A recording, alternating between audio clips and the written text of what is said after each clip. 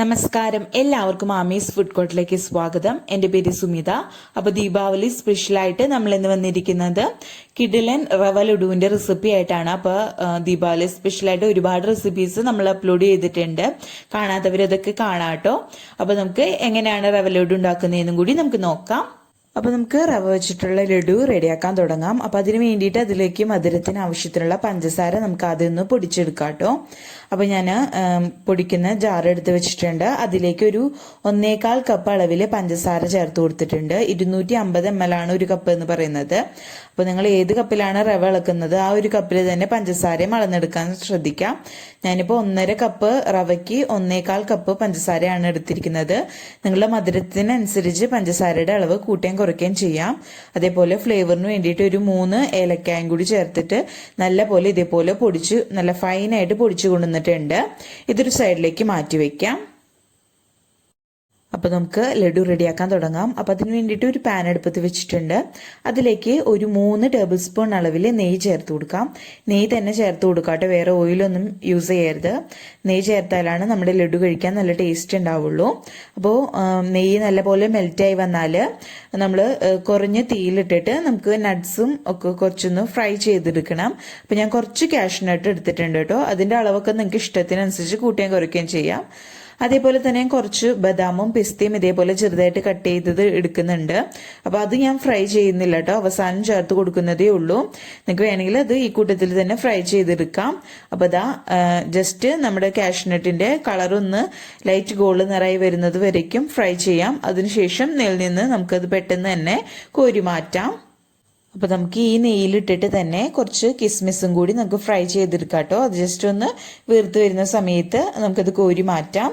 അപ്പോൾ അതും നിങ്ങളുടെ ഇഷ്ടത്തിനനുസരിച്ച് കൂട്ടുകയും കുറയ്ക്കുകയും ചെയ്യാം കേട്ടോ. നട്ട്സിൻ്റെ അളവൊക്കെ നിങ്ങൾക്ക് ഇഷ്ടത്തിനനുസരിച്ച് എടുക്കാം.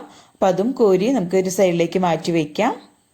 അപ്പോൾ നമുക്കിനി ആ ബാക്കി വന്ന നെയ്യിലിട്ടിട്ട് തന്നെ നമുക്ക് റവയും കൂടി ഫ്രൈ ചെയ്തെടുക്കാം കേട്ടോ. അപ്പോൾ നമ്മൾ സാധാരണ ഉപ്പുമാവിന് ഉപയോഗിക്കുന്ന റവ തന്നെയാണ് എടുത്തിരിക്കുന്നത്. 1.5 കപ്പ് അളവിലാണ് കേട്ടോ ചേർത്തിരിക്കുന്നത്. ലോ ഫ്ലെയിമിൽ വെച്ചിട്ട് വേണം നമ്മൾ റവയും നട്ട്സും ഒക്കെ വറുത്തെടുക്കാൻ വേണ്ടിയിട്ട്. അപ്പോൾ ഇതിലേക്ക് ഈ സമയം തന്നെ നമ്മൾ റവയുടെ കൂട്ടത്തിൽ തന്നെ നാളികേരം ചിരകിയതും കൂടി ചേർക്കുന്നുണ്ട്. 1/2 കപ്പ് അളവിലാണ് കേട്ടോ നാളികേരം ചിരകിയത് ചേർക്കുന്നത്.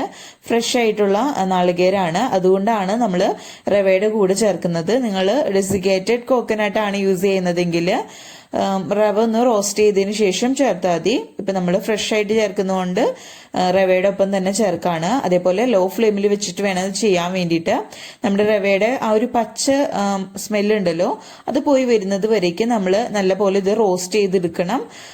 അതേപോലെ തന്നെ തേങ്ങ നമ്മൾ ഇതിലേക്ക് ചേർക്കുന്നത് തേങ്ങയുടെ ആ ഒരു ബ്രൗൺ പാർട്ട് വരാത്ത രീതിയിൽ വേണം ചിരണ്ടിയിട്ട് ഇതിലേക്ക് ചേർത്ത് കൊടുക്കാൻ വേണ്ടിയിട്ട്. അപ്പം ഇത് നമുക്ക് നല്ല പോലെ റോസ്റ്റ് ചെയ്തെടുക്കാം കേട്ടോ. ഇപ്പം ഇതാ നമ്മളുടെ റവയും തേങ്ങയൊക്കെ നല്ല പോലെ റോസ്റ്റ് ആയിട്ട് വന്നിട്ടുണ്ട് കേട്ടോ. അപ്പോൾ കുറച്ചും കൂടി ഒന്ന് ഡ്രൈ ആയിട്ട് വന്നിട്ടുണ്ട്. ഇനി ഇത് നമ്മളൊന്ന് ചെറുതായിട്ടൊന്ന് ചൂടാറിയതിന് ശേഷം നമ്മുടെ മിക്സിയുടെ ജാറിലിട്ടിട്ട് ഒന്ന് നിർത്തി ഒന്ന് പൊടിച്ചെടുക്കുന്നുണ്ട് കേട്ടോ. കാരണം ആ ഒരു തേങ്ങ ഒന്ന് പൊടിഞ്ഞു കിട്ടാൻ വേണ്ടിയിട്ടാണ്. അതേപോലെ തന്നെ ഇപ്പോൾ അടിയൊന്നും കരിഞ്ഞ് പിടിച്ചിട്ടില്ല. നമ്മൾ അതുകൊണ്ടാണ് പറഞ്ഞത് ലോ ഫ്ലെയിമിൽ വെച്ചിട്ട് ചെയ്യാൻ. ഹൈ ഫ്ലെയിമിൽ ഇട്ട് ചെയ്യുകയാണെങ്കിൽ നമ്മുടെ റവ കരിഞ്ഞു പോകാൻ സാധ്യതയുണ്ട്. അപ്പോൾ ഇതൊന്ന് ഞാൻ ഫ്ലെയിം ഓഫ് ചെയ്തിട്ടുണ്ട് കേട്ടോ. അപ്പോൾ ഇതൊന്ന് ചെറുതായിട്ടൊന്ന് ചൂടാറി കഴിഞ്ഞാൽ നമുക്ക് മിക്സിയുടെ ജാറിലിട്ടിട്ട് ഇതൊന്ന് പൊടിച്ചെടുക്കാം. അപ്പോൾ നമ്മൾ റോസ്റ്റ് ചെയ്ത് വെച്ചിരുന്ന നമ്മുടെ റവ ചെറുതായിട്ടൊന്ന് ചൂടാറി വന്നിട്ടുണ്ട്. ഈ സമയം നമുക്കിതൊരു മിക്സിയുടെ ജാറിലിട്ടിട്ട് ചെറുതായിട്ടൊന്ന് പൊടിച്ചെടുക്കണം. ഒരുപാട് ഫൈൻ പൗഡർ പോലെ ഒന്നും പൊടിച്ചെടുക്കണ്ട. ജസ്റ്റ് ഇതൊന്ന് നിർത്തി ഒന്ന് അടിച്ചിട്ട്, അതായത് നമ്മുടെ തേങ്ങയും റവയും ഒന്ന് മിക്സായി മൊത്തത്തിൽ അങ്ങ് വരെ വേണം. ചെറുതായിട്ടൊന്ന് പൊടിഞ്ഞു കിട്ടേ വേണം. ആ ഒരു രീതിയിൽ നമ്മളിതങ്ങ് ഇതാക്കുക. ഒരുപാട് ഫൈൻ പൗഡർ ആക്കാൻ നിൽക്കണ്ടെന്ന് മാത്രം.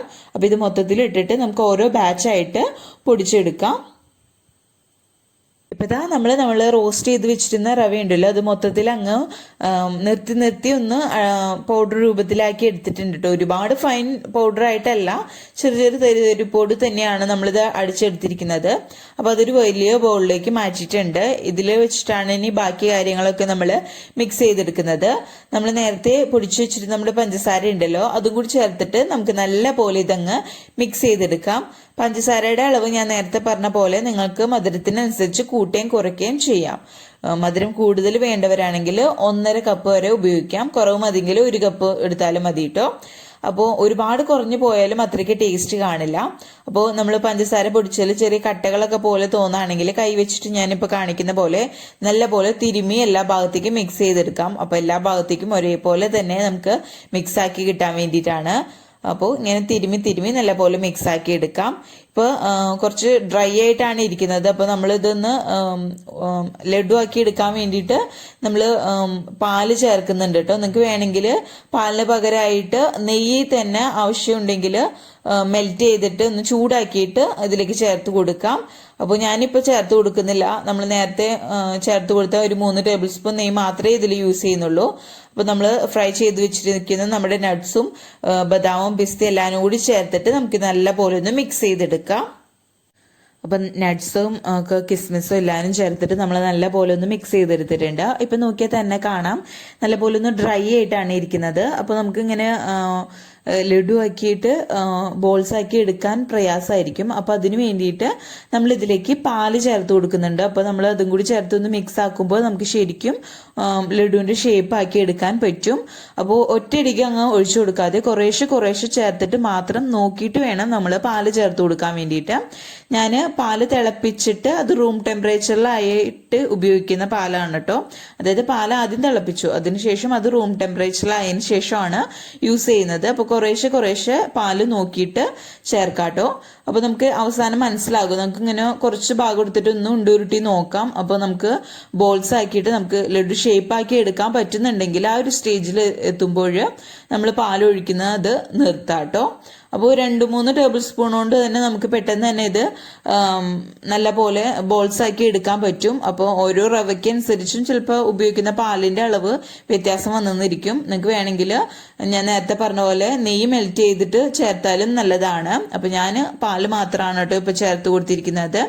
അപ്പോൾ നിങ്ങൾ അതിനനുസരിച്ച് പാല് ചേർത്തിട്ട് ബോൾസ് ആക്കി എടുക്കാട്ടോ. അപ്പോൾ ഞാൻ നല്ല പോലെ ഇത് ഷേപ്പ് ആക്കി എടുക്കുന്നുണ്ട്. നമുക്ക് ഓരോ ലഡുവും ഇതേപോലെ തന്നെ റെഡിയാക്കി എടുക്കാം. അപ്പോൾ നമുക്ക് എന്തോരം വലിപ്പത്തിലാണ് വേണ്ടത് അതിനനുസരിച്ച് ലഡു ഷേപ്പ് ആക്കി എടുക്കാട്ടോ. വളരെ ഈസി ആയിട്ട് ഉണ്ടാക്കാം. അതേപോലെ തന്നെ വളരെ ടേസ്റ്റി ആയിട്ടുള്ള ഒരു കിടിലൻ ലഡു ആണ്. നമുക്ക് പെട്ടെന്ന് തന്നെ ഇത് ബോൾസ് ആക്കി, അതായത് നമ്മുടെ ലഡുവിന്റെ ഷേപ്പ് ആക്കി എടുക്കാൻ പറ്റൂട്ടോ.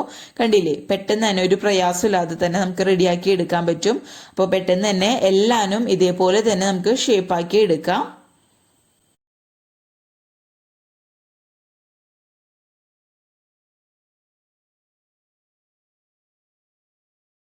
അപ്പോൾ നമ്മുടെ ദീപാവലി സ്പെഷ്യൽ ആയിട്ട് ഉണ്ടാക്കിയ നമ്മുടെ കിഡിലൻ റവ ലഡു എല്ലാവരും ഇവിടെ റെഡി ആയിട്ടുണ്ട്. എല്ലാം ഞാൻ ഷേപ്പ് ചെയ്തെടുത്തിട്ടുണ്ട് കേട്ടോ. വളരെ ഈസിയാണ് ഉണ്ടാക്കാൻ വേണ്ടിയിട്ട്. അതേപോലെ വളരെ ടേസ്റ്റി ആയിട്ട് ഉണ്ടാക്കി എടുക്കുകയും ചെയ്യാം. ടേസ്റ്റുമാണ് കഴിക്കാൻ വേണ്ടിയിട്ടും. അപ്പോൾ ഇതൊന്ന് ഞാൻ പൊട്ടിച്ച് കാണിക്കാം കേട്ടോ. അപ്പോൾ നല്ല അടിപൊളിയായിട്ട് നമുക്ക് പെർഫെക്റ്റ് ആയിട്ട് തന്നെ നമ്മുടെ റവ ലഡു വന്നിട്ടുണ്ട്. നമ്മൾ കടയിൽ നിന്ന് വാങ്ങുന്ന ഒരു ടെക്സ്റ്റൈൽ തന്നെയാണ് നമ്മുടെ ലഡു ഉണ്ടാക്കിയിരിക്കുന്നത്. അപ്പോൾ ഇത് തീർച്ചയായിട്ടും എല്ലാവർക്കും ഇഷ്ടപ്പെട്ടെന്ന് വിചാരിക്കുന്നു. വീഡിയോ ഇഷ്ടപ്പെട്ടാൽ ലൈക്ക് ചെയ്യുക. അതേപോലെ ഫ്രണ്ട്സും റിലേറ്റീവ്സും ഒക്കെ ആയിട്ട് വീഡിയോ ഷെയർ ചെയ്യാനും മറക്കരുത്. വീഡിയോ ആദ്യമായിട്ട് കാണുന്നവർ ആരെങ്കിലും ഉണ്ടെങ്കിൽ ചാനൽ സബ്സ്ക്രൈബ് ചെയ്യാനും മറക്കരുത് കേട്ടോ. നിങ്ങളിത് തീർച്ചയായിട്ടും ഒന്ന് ട്രൈ ചെയ്ത് നോക്കുക. വളരെ ടേസ്റ്റിയാണ്. കുഞ്ഞുങ്ങൾക്ക് പോലും ഉണ്ടാക്കിയെടുക്കാൻ പറ്റുന്ന, അതായത് കൊച്ചു കുട്ടികൾക്ക് പോലും ഉണ്ടാക്കിയെടുക്കാൻ പറ്റുന്ന ഒരു കിഡിലൻ ലഡുവിന്റെ റെസിപ്പിയാണ്. അധികം ടെൻഷൻ അടിക്കാതെ നമുക്ക് പെട്ടെന്ന് തന്നെ ഉണ്ടാക്കിയെടുക്കാനും പറ്റും. അപ്പോൾ ഉണ്ടാക്കി നോക്കിയിട്ട് അഭിപ്രായമൊക്കെ താഴെ കമന്റ് ബോക്സിൽ അറിയിക്കാനും മറക്കരുത്. ആദ്യമായിട്ട് വീഡിയോ കാണുന്നവര് സബ്സ്ക്രൈബ് ചെയ്യാനും മറക്കരുത് കേട്ടോ. അപ്പോൾ അടുത്ത അടിപൊളി വീഡിയോ ആയിട്ട് വരുന്നത് വരയ്ക്കും ബൈ. താങ്ക്